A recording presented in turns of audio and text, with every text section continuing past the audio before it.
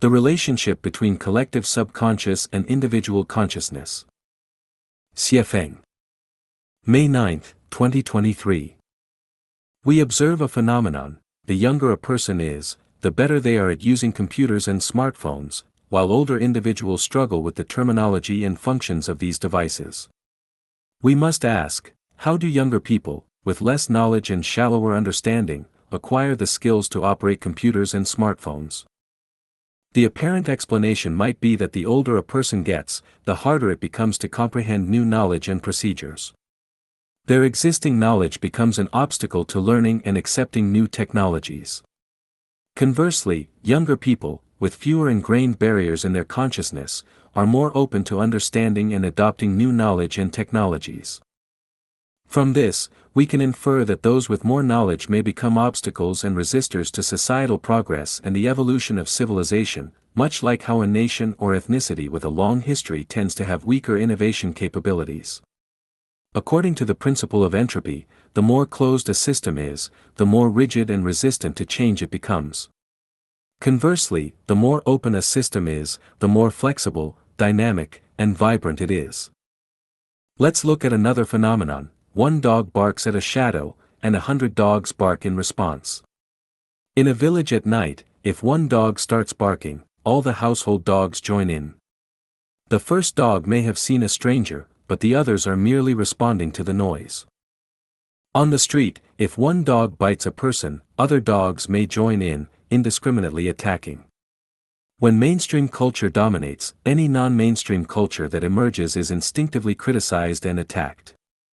In a group, if a few people kneel and begin to worship a certain figure or object, others will often follow without thinking. These observations demonstrate that the power of the collective subconscious far exceeds that of individual consciousness. Do people think for themselves? The answer is, yes.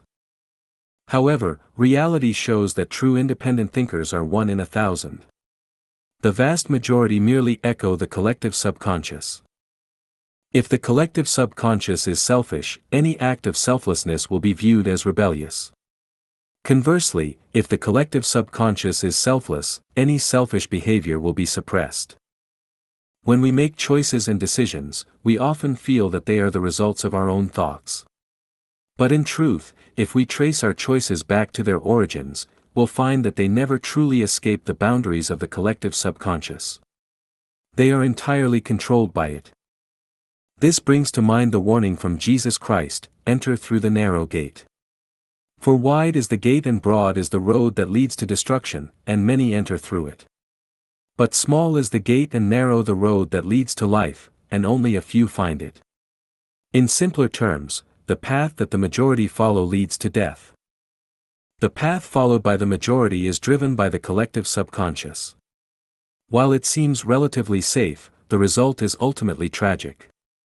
From this, we can predict the outcome of our actions. If our behavior aligns with the will of the majority, the journey will be smoother, safer, and easier, but the destination is destruction. On the other hand, if our actions consistently diverge from the masses, encountering more resistance and difficulty, the destination will be life. When facing great resistance, difficulties, and disdain from others, and we begin to doubt ourselves, let's listen to what Celestial Laozi said: the common people are bright, I alone am dull. The common people are clear, I alone am confused. He also said, know the male, but keep to the female, become the ravine of the world. Know the white but keep to the black, become the model of the world. Know honor but keep to disgrace, become the valley of the world. In simple terms, when others go to the city, I go to the countryside; when others focus on the practical, I focus on the abstract. The key is to not let the collective subconscious dictate your choices and decisions. Now, let's analyze why younger people seem to be naturally adept at operating electronic devices like computers and smartphones. This phenomenon is not driven by the collective subconscious, so what is the cause? It is caused by universal consciousness. The emergence of any phenomenon must involve an invisible hand guiding it. Since this phenomenon is not driven by the collective subconscious, there must be a force beyond human collective subconsciousness at work, this force is universal consciousness.